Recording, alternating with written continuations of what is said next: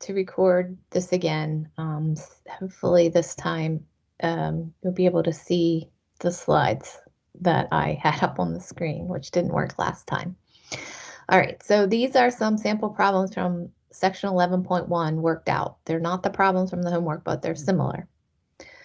Okay, so the first one here is number 32. It says to calculate the simple interest due on a 45-day loan of $1,600 if our interest rate is 9%. So simple interest is something that happens one time.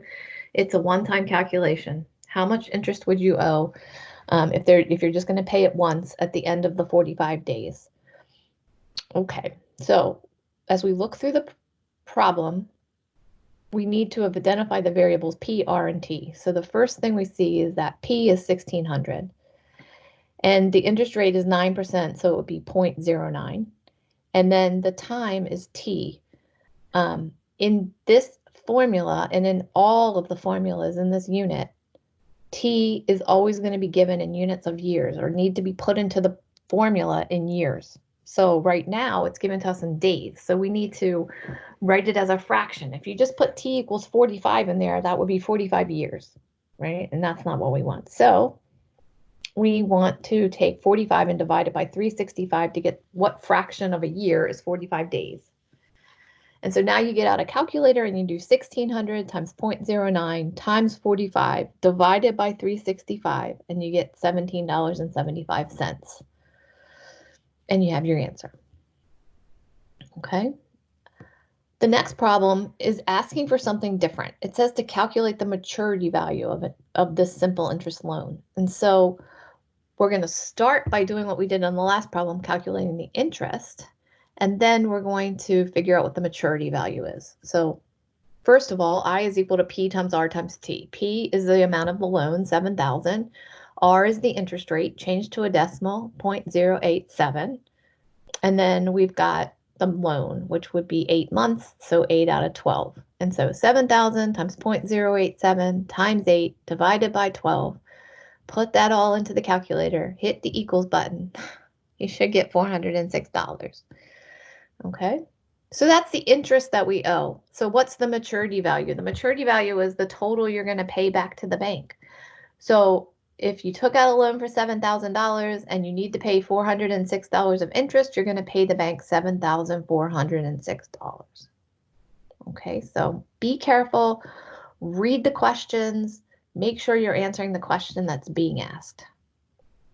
All right, the last one that I'm going to go over in this particular section,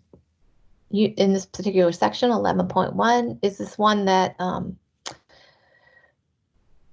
I said number 35, but it's number 45, sorry. Okay, so we're going to find the simple interest rate on a 3-month loan of $5,500 if the maturity value of the loan is $5,125. So basically what they're telling us is that we took out a loan for $5,000, and then 3 months later we needed to pay it back, and when we paid it back, we paid back $5,125. The loan had matured, is what people would say. And so in this problem, if we look at what the question is asking us, it says find the simple interest rate.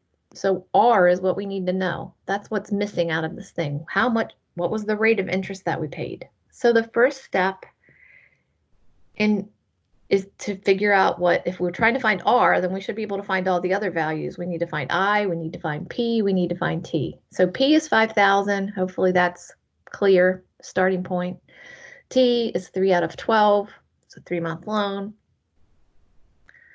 I is the part that people are getting mixed up with. You can't put $5,125 in there in the interest. That's not the interest that you paid, right? $5,125 is the total you paid back to the bank. So that means that the interest is the difference between where you started and where you ended up. So $125 is the interest that you paid. So I equals 125, P equals 5,000, R is what we're trying to find, and 3 out of 12 is our time. So I substituted all the things we know into the formula. I'm going to start over here on the right-hand side of the equation and take 5,000 times 3 divided by 12. And so that's 1250, right? And so we're going to divide both sides by 1250, which gives us 0.1. to write that as a percentage, we're going to multiply by 100, and so we're going to get 10% is our interest rate. Okay, I hope that that worked better than the first try of recording it.